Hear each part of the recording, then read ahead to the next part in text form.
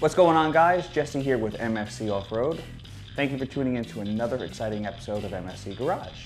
Today we are actually going to do a video that has been highly requested, but it has never really been done in depth, and it is called the pinch weld modification. We have instructions on our frequently asked questions section of the website, but sometimes people want to see a video to help them along the way. So today we're actually going to be showing you all the tools necessary to do it, as well as the safety gear that we highly recommend to protect you. We say safety gear because you're going to be using a grinding wheel, a flap disc, and when you do that against some of the metal that's going to be found behind the pinch weld modification section, you're going to get sparks. These sparks are normal and nothing to be alarmed about, but we just want to show you everything that you have to do to take the necessary steps to be safe and to protect the area around you. Now, Jeep allows up to a 30.5-inch tire to be used without having to address anything with the pinch weld or adjusting anything with the fender liners. It is only after 30.5 inches of tire size that you're gonna have to address some of the plastic or the metal behind the plastic. And today we're gonna be doing both because the customer of ours is gonna be putting on a 265/70 R17 tire, which is a 31.6, so it's just shy of 32, but it is wide. So as that tire rotates in the scrub line, you're gonna get some slight rubbing no matter where you go, but you have to address these points of contact to make sure that you can drive down the road and turn it so you don't get any noise or rubbing on your vehicle. Now, the model years of 2014 to 2018 have a larger wheel well, but the 2019 and up also have a little bit of a smaller and narrow wheel well. So not as much grinding and adjustment has to be done on the 2014 to 2018 as it would a 2019. But we will show you all the areas of contact that the tire could touch so you can make the necessary adjustments when you have your larger tires installed. As always, make sure you comment, like, and subscribe. Shoot us a message if you have a question. And thank you again for supporting MFC Offroad. So we're going to get to doing the pinch weld modification. We're going to start in the front well right here. We've removed the rim, removed the tire, got the vehicle up on jack stands. Got a light source just to see what we're going to be doing. We're going to mark the lines on the metal behind this plastic for where we're going to trim. Once we're done with this side, we're going to use some bed liner, cover everything up so there's no rust, so it'll be a rust preventative. We'll move from this side to the front. Front is literally 5 minutes, and show you how everything goes. Now, you got 3 plastic rivets right here and one right there. You're going to remove those, and then you're going to remove this if need be, because you are going to lift this up. If you've got sliders already, this is gone, but if you have the factory piece, you will have to remove that. We'll go over all the specs for these as well.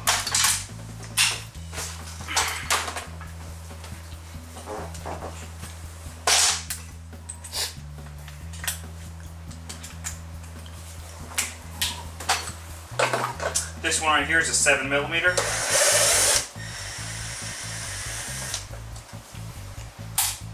Put that to the side.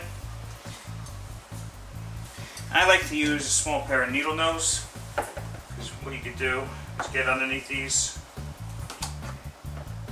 just like so. Grab the body, pull out, and then this can come right out with it. Then when you go to reuse it, you just push this back in. Same thing with these guys. It is tricky. They do make special tools for this, but if you don't have the special tools, you can use a flathead screwdriver to get in there, or a small set of needle nose like this. Grab the body, pull out. That comes with it. Just make sure you put the piece back in, because it's a pain in the butt looking for those pieces when you're going to reinstall everything.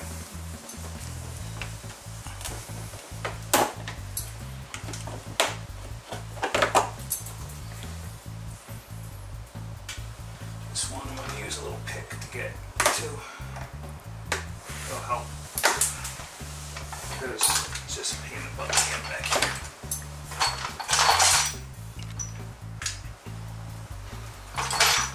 All these have been removed, so what you want to do is pull this out of the way. Down here you got a little bit of a rivet, plastic rivet. You're going to pull it out of the way. Now, what you're going to see me do here is I'm going to fold this out of the way.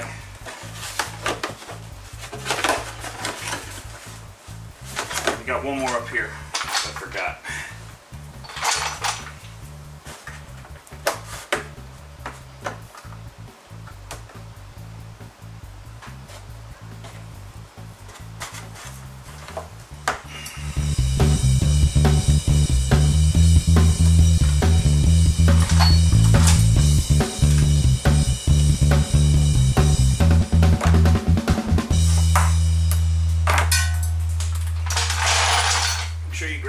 Don't lose them.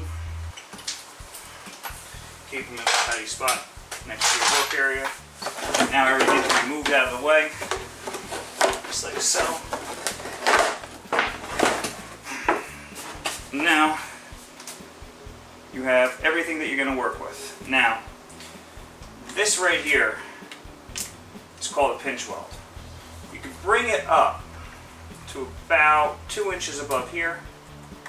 So you basically want to remove all of this, this, and this. So you're going to start up here, about 2 inches up. You're going to remove this, this, this, and this. You want to get this flat against the body. So it's about 3/4 of an inch to an inch deep. And as long as when you're looking down this line, straight in, you don't see the plastic jut out, you'll be able to heat it up and push it up against here. So we're going to show you the tools that we're going to use for this. We're going to use a grinding wheel as well as a flap disc to clean up all the grinds, and that's about it. So what I'm doing right now is laying down a towel. You have no need to do this. But I'm doing it because my floor is Swiss Trax. Swiss Trax is a plastic-based flooring. We're going to be creating some heat and sparks, so I'm trying my best to keep my flooring intact. Obviously, this towel won't be able to be used after this. However, my flooring will still look new. So, if you have a regular concrete or driveway that you're doing this in, you know, you don't have to do this. However, it will extend the life, because if you're grinding, you're going to be shooting sparks that are made of metal. Metal will rust if it's outside, so make sure you clean up, or you'll have rust starting to embed itself onto the top of your driveway. Same thing with your garage. Just want to make sure all your precautions are taken to leave everything the way it was before you started.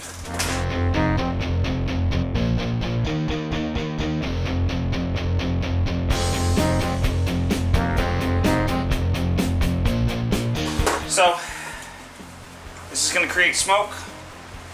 I've got my respirator because I don't want to smell the smoke.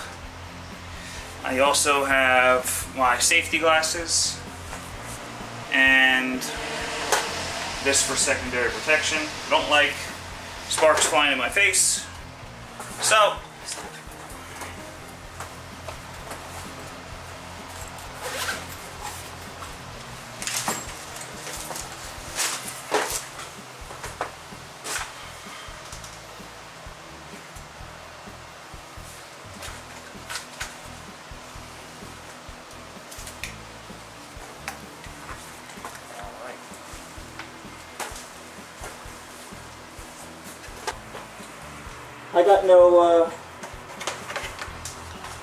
I got no headgear for headphones, so I'm just gonna listen to some music while I do this, and it'll be the most amount of protection I'll give my ears.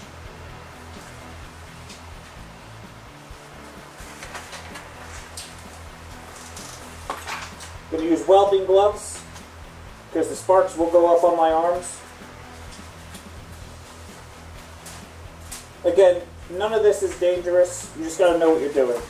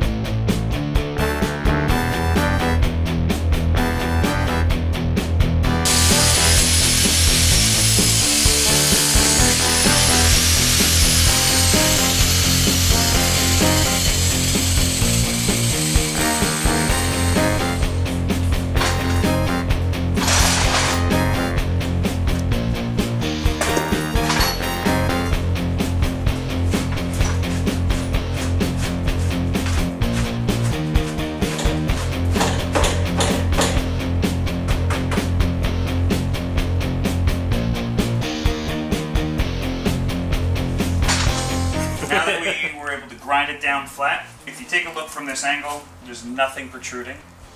So what we're going to do is we're going to line this with some bed liner, cover it up so it prevents it from rusting. Take the plastic liner, put it back, start heating it up, and push against it so when it cools, it maintains that flat shape.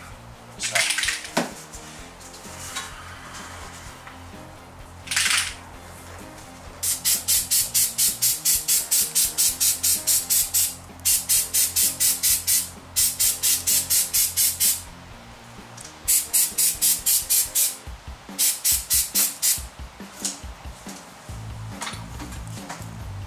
Let that cool. This usually takes about 30 minutes to set up, so we'll be good. And it's about 90 degrees today, so it'll definitely cool pretty quick. So the remainder would be take this, cover over, and do the technique for. Oh. Let me get that rag behind you.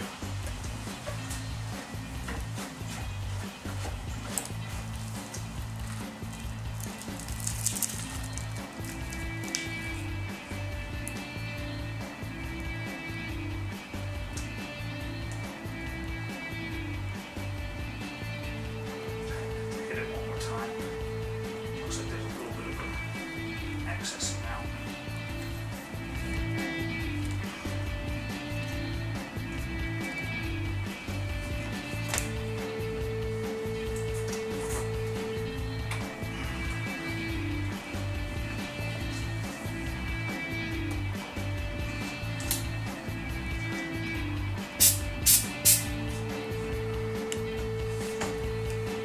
So while this paint is going to dry, we're going to move on to the rear, show you how to do the rear as well.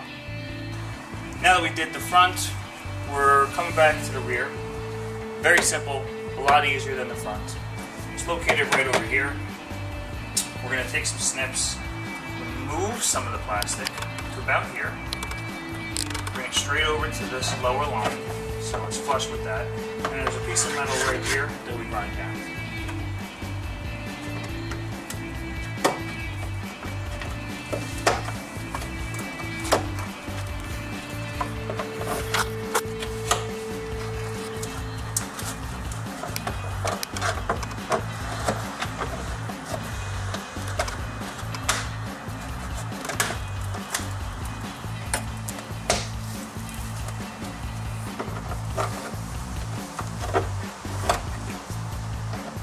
Take it out section by section.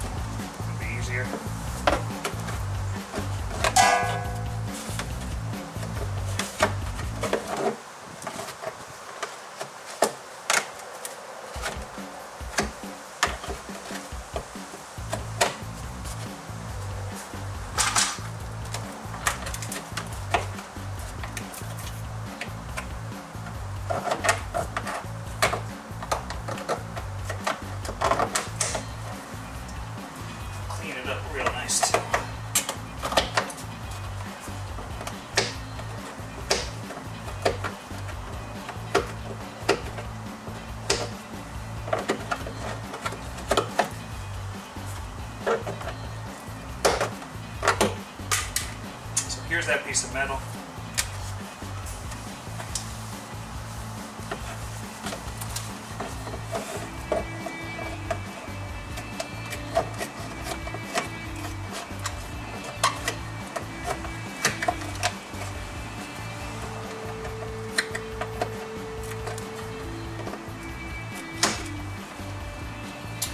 Grinder, do a nice line, and get rid of this. We're going to go in about 1/2 inch and get rid of that. And that'll also get rid of all the plastic associated with it. Now, take note, we're also using that wet towel, but it is a good idea to use some type of fire retardant blocking device on the inside, because you do have your gas tank over there, as well as the fuel lines from above. So the fuel lines run down.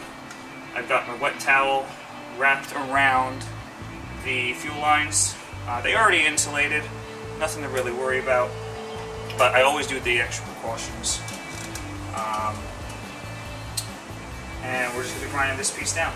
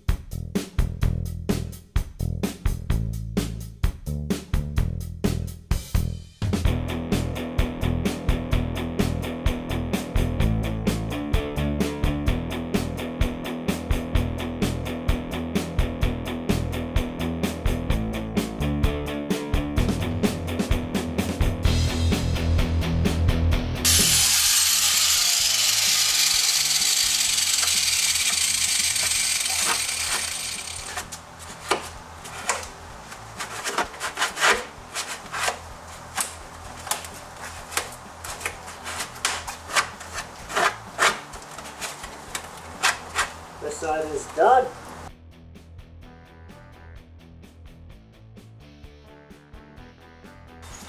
Now that we have the liner put back in all the locations, right here, right here, right here, just got to tighten this bad boy up with the drill. We're going to take a heat gun and warm this area up. And then all you really need to do is push it back and mold it once it's nice and warm. So this heat gun will warm everything up.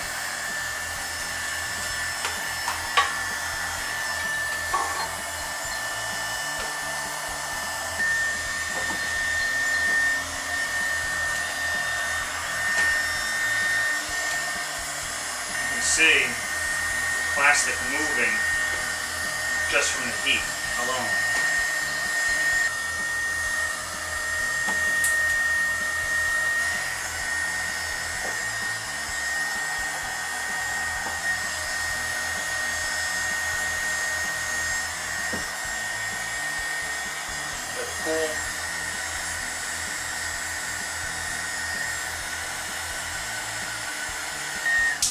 Once this gets pushed back, this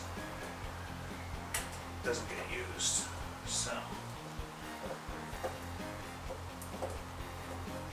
because once everything pushes back, that little attachment point is also pushed back.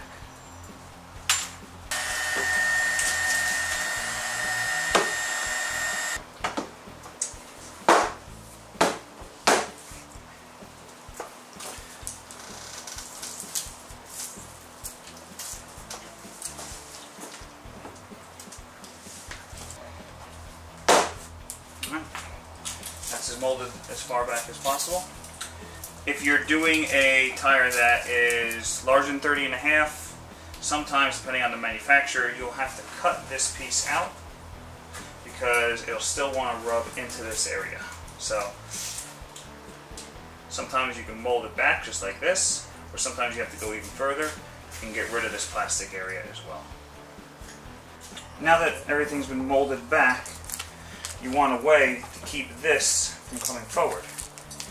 I don't recommend drilling at this point, because if you drill with a self-tap into the body over here, it's really thick steel and it's going to take forever, almost pretty much break every screw that you try. But there's a body panel that's over here that's thin sheet metal that you can actually feel once you push up against it, and you can literally just do a self-tap.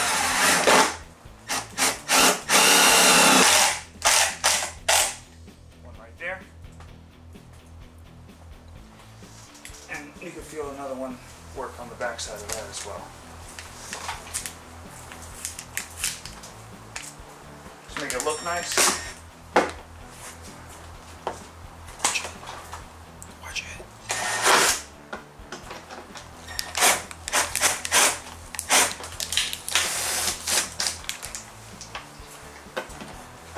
I'm going to use a washer for that one.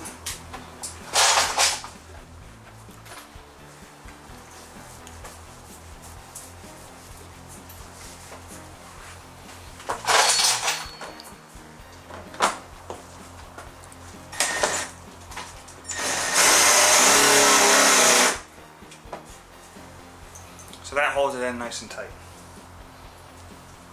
Perfect.